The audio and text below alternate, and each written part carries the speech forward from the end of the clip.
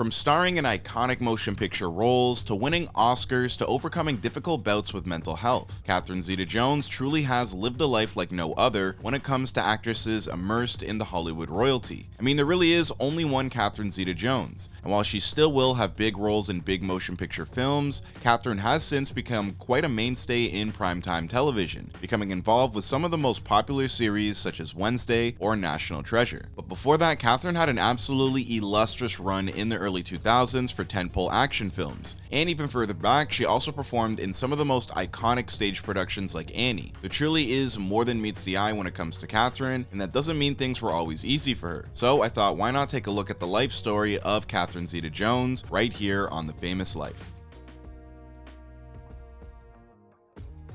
Catherine Zeta-Jones was born on September 25, 1969 in Swansea, Wales. She grew up in a working-class family and was the youngest of 3 children. Catherine Zeta-Jones began acting as a child, participating in local stage productions and school plays. She attended the Arts Education School in London, where she studied acting and musical theatre. After graduating, she began her professional acting career in the early 1990s, with roles in British television shows and films. As a child, Zeta-Jones was known for her outgoing personality and love for performing. She often entertained her family and friends with singing and dancing skills and dreamed of becoming an actress from a young age. Despite her passion for performing, Zeta-Jones did face some challenges growing up, including the death of her father when she was only 15 years old. She used her love of acting as a way to cope with this difficult time in her life, and continued to pursue her dream of becoming an actress. One of Zeta-Jones' first acting roles was in the British television series The Darling Buds of May, which aired from 1991 to 1993. She played the role of Mariette Larkin, one of the daughters in a large boisterous family. The show was a hit in the UK and helped to launch Zeta-Jones' career. She went on to appear in other British television shows and films, including The Return of the Native and Titanic. Speaking on her experience on stage and transitioning to TV, then film, she told The New Yorker, "Annie was my first show on the West End, when I was 9. Then I did Bugsy Malone on stage, with Mixie Dolenz directing.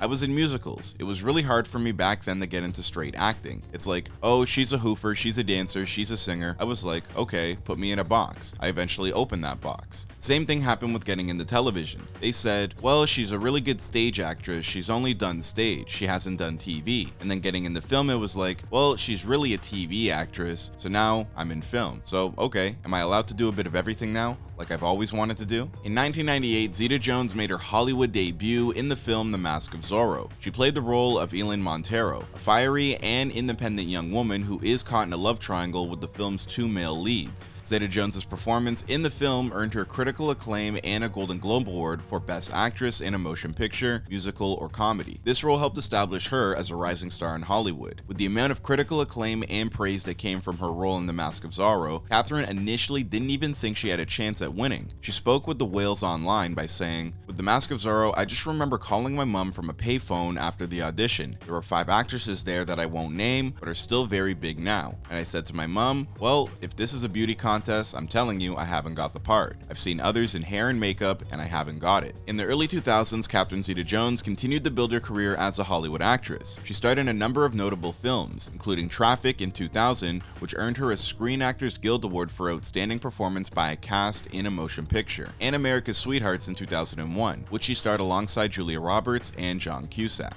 In 2002, Zeta-Jones starred in the film Chicago, playing the role of Velma Kelly, a vaudevillain performer who is imprisoned for murder. The film was a critical and commercial success, and Zeta-Jones earned numerous accolades for her performance, including likely the most prestigious and sought-after award in the industry, an Academy Award for Best Supporting Actress. You know it's real when you're taking home Oscars. In 2004, Zeta-Jones starred in the film Ocean's 12, the sequel to the 2001 hit film Ocean's 11. She played the role of Isabel Larry, a European agent who becomes involved in a high-stakes heist with the film's all-star cast. In the late 2000s and early 2010s, Catherine Zeta-Jones continued to work in the film industry, appearing in a number of notable films. In 2008, she starred in the romantic comedy No Reservations, playing the role of a successful chef. In 2010, Zeta-Jones starred in the film Red 2, a sequel to the 2010 film Red. She played a role of Katasha, a Russian assassin who joins forces with a group of retired CIA operatives. The film was a commercial success and received mixed reviews from critics. In 2012, Zeta-Jones starred in the film film Lay the Favorite, a comedy about a woman who becomes a professional gambler. She played the role of Beth Raymer, the lead character, and the film also starred Bruce Willis and Rebecca Hall. More recently, Catherine Zeta-Jones did play the role of a pageant coach in the Facebook Watch comedy drama series Queen America. In 2021, she appeared in the reoccurring role in the second season of the Fox drama series Prodigal Son. She played Dr. Vivian Capshaw. The series was cancelled though after its second season. Zeta-Jones then took on a guest role as Morticia Addams in 2 episodes on the Netflix fantasy series Wednesday, which has made a considerable splash not only in the TV world, but in the world of social media as well. She will star in the Disney Plus adventure series National Treasure: Edge of History.